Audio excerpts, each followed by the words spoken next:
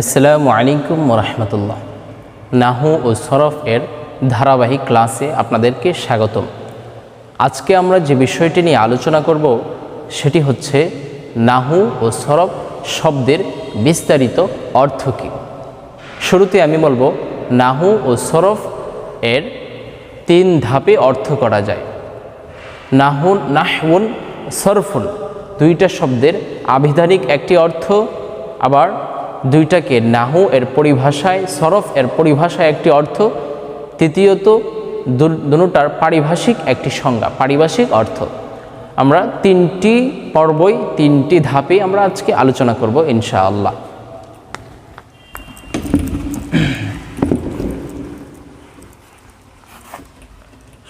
প্রথমে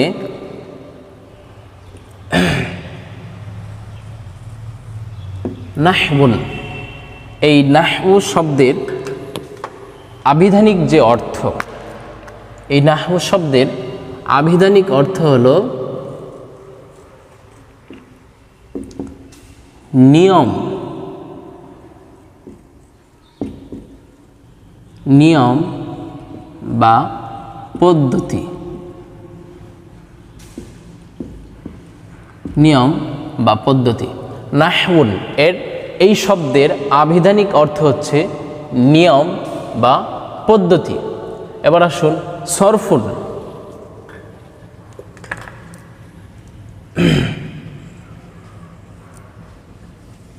সরফুন, এই সরফুন শব্দের আবিধানিক অর্থ, এই সরফুন শব্দের আবিধানিক অর্থ হচ্ছে রূপান্তর,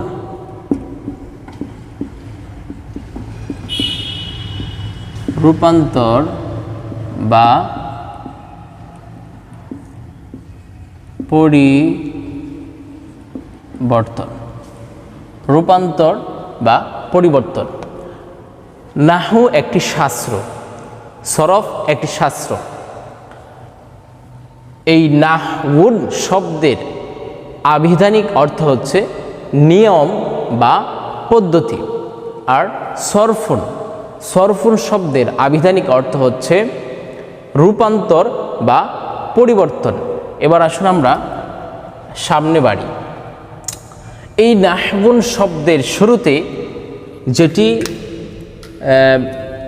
নাহউন অর্থাৎ নাহু শাস্ত্রবিদ যারা যেভাবে ব্যবহার করা হয়, এভাবে ব্যবহার করা হয় যে ইলমুন নাহউই অর্থাৎ ইলমে নাহু ইলমে সরফ, স্বাভাবিকত এভাবেই ব্যবহার করা হয়। তো এই নাহউন শব্দের শুরুতে যদি আমি ইলমুন শব্দটা লাগাই, দেখেন এই যে ইলমুন, এই ইলমুন শব্দের অর্থ হচ্ছে জ্ঞান, ইলমুন শব্দের অর্থ জ্ঞান।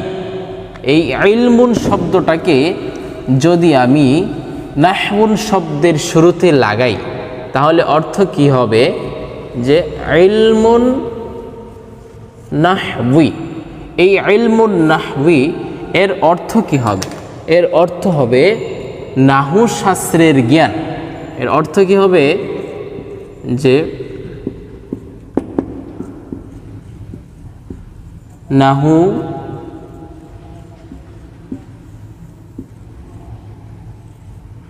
শাস্ত্রের জ্ঞান, নাহু শাস্ত্রের জ্ঞান। ইলমুন নাহউই অর্থ হচ্ছে নাহু শাস্ত্রের জ্ঞান। খুব ভালো করে এই অর্থগুলি যদি আপনি মুখস্থ করে রাখতে পারেন তাহলে আপনার সামনে আর কোনো সমস্যা হবে না এই শব্দের অর্থগুলি আপনার বুঝতে। তো সর্বপ্রথম আমি অর্থ করেছি শুধু নাহউন শব্দের, তারপরে আমি অর্থ করেছি শুধু সরফুন শব্দের। নাহউন শব্দের অর্থ করেছি নিয়ম বা পদ্ধতি, আর সরফুন শব্দের অর্থ করেছি রূপান্তর বা পরিবর্তন। এবার আমি নাহউন শব্দের শুরুতে ইলমুন শব্দটি যুক্ত করে আমি অর্থ করেছি নাহু শাস্ত্রের জ্ঞান। আবার ঠিক তেমনিভাবেই আমি ইলমুন শব্দটিকে সরফুন শব্দের শুরুতে আমি যুক্ত করব। যেমন ইলমুস সরফি, ইলমুস সরফি। হ্যাঁ, এই ইলমুস সরফি শব্দের অর্থ কি হবে? এই অর্থ হবে যে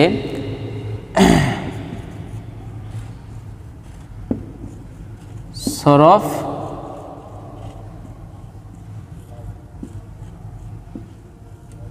শাস্ত্রের জ্ঞান। ইলমুস সরফি, ইলমুস সরফি শব্দের অর্থ হচ্ছে সরফ শাস্ত্রের জ্ঞান। তাহলে এই নাহবুন এবং সরফুন এই দুইটা শব্দের শুরুতে যদি আমরা ইলমুন শব্দটিকে যুক্ত করি, যেটাকে ব্যবহার করা হয় ইলমে নাহু ইলমে সরফ হিসাবে, এই ইলমুন শব্দটাকে নাহবুন শব্দের শুরুতে যুক্ত করলে, ইলমুন শব্দটাকে সরফুন শব্দের শুরুতে যুক্ত করলে অর্থ কি হয়? নাহু শাস্ত্রের জ্ঞান, সরফ শাস্ত্রের জ্ঞান।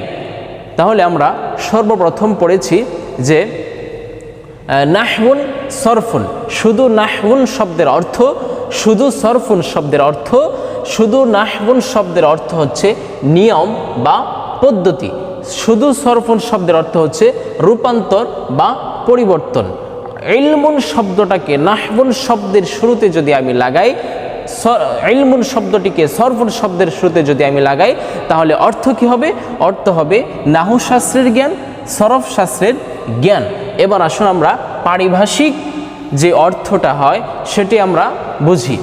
আমরা আবিধানিক অর্থগুলি বুঝে ফেললাম, এখন আমরা পারিভাষিক অর্থগুলি বুঝবো ইনশাল্লাহ।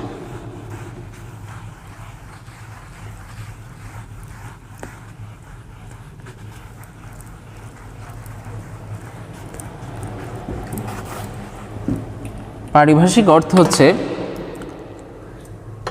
কি অর্থ ওঠে দেখেন, আপনারা লক্ষ্য করুন যে ইলমুন নাহবি,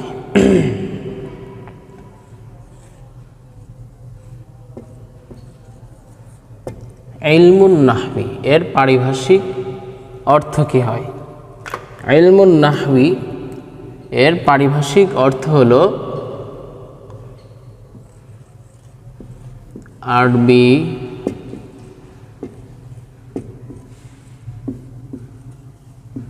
ভাষার শব্দ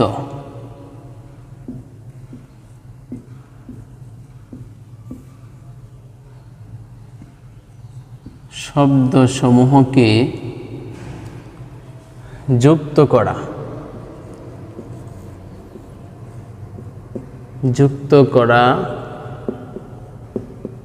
ও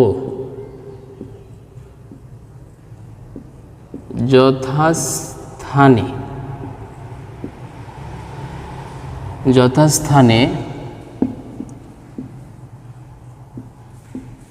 রাখার জ্ঞান। তাহলে ইলমুন নাহবি, ইলমুন নাহবি আর পারিভাষিক অর্থ আরবি ভাষার শব্দসমূহ, অর্থাৎ আরবি ভাষায় যত শব্দ রয়েছে এই শব্দসমূহকে যুক্ত করা। অর্থাৎ আপনি একটি বাক্য বোঝাতে চাইলে একটি শব্দকে আরেকটি শব্দের সাথে যুক্ত করতে হবে, একটি শব্দকে আরেকটি শব্দের সাথে যুক্ত করতে হবে। তো যুক্ত কিভাবে করবেন? এই যুক্ত করা ও যথাস্থানে, অর্থাৎ কোন শব্দটাকে কোথায় রাখতে হবে।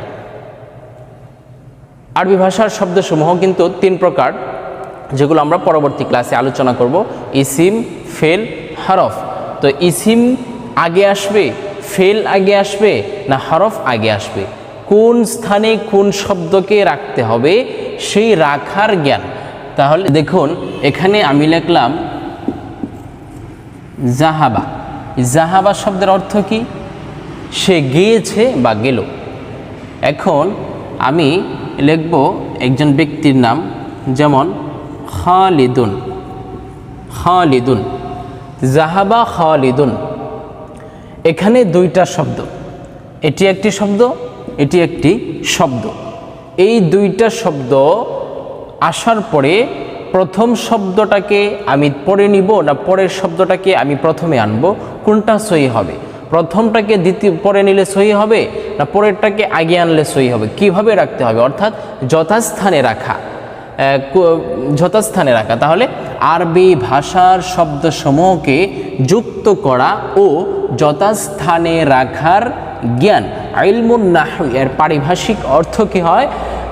আরবি ভাষার শব্দসমূহকে যুক্ত করা ও যথাস্থানে রাখার জ্ঞান। আশা করি আমরা পারিভাষিক অর্থটা বুঝতে পেরেছি। এবার আমরা সরফুল শব্দের পারিভাষিক অর্থটা বুঝবো ইনশাআল্লাহ। ইলমুস সরফি,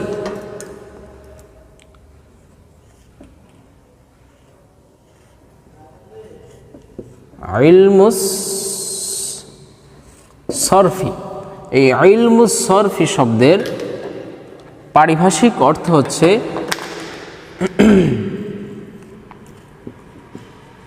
আরবি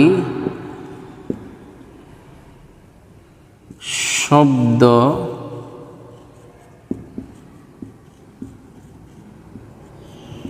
সমূহকে গঠন করা, গঠন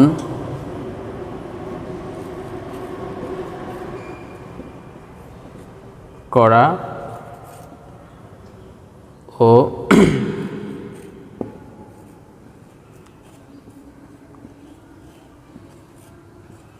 রূপান্তর করার জ্ঞান।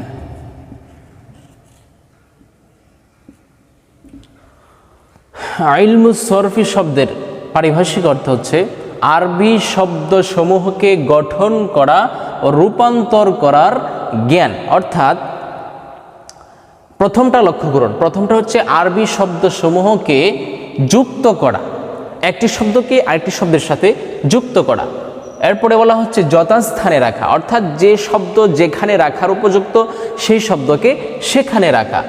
আর দ্বিতীয় বলছে আরবি শব্দসমূহকে গঠন করা, অর্থাৎ কয়েকটি হরফ মিলে একটি শব্দ গঠন হয়। যেমন বাংলাতে ক, খ, গ, গহ, যেমন ক, খ, গ এটি বর্ণ বলা হয় বাংলাতে, যে ক, খ, গ বর্ণ, এটাকে বর্ণ, একটা একটাকে বর্ণ। যখন এই তিনটা শব্দকে মিলে আমি একটি শব্দ, তিনটা হরফকে একসাথে করব, তখন কি হবে? একটা শব্দ হবে। যেমন এখানে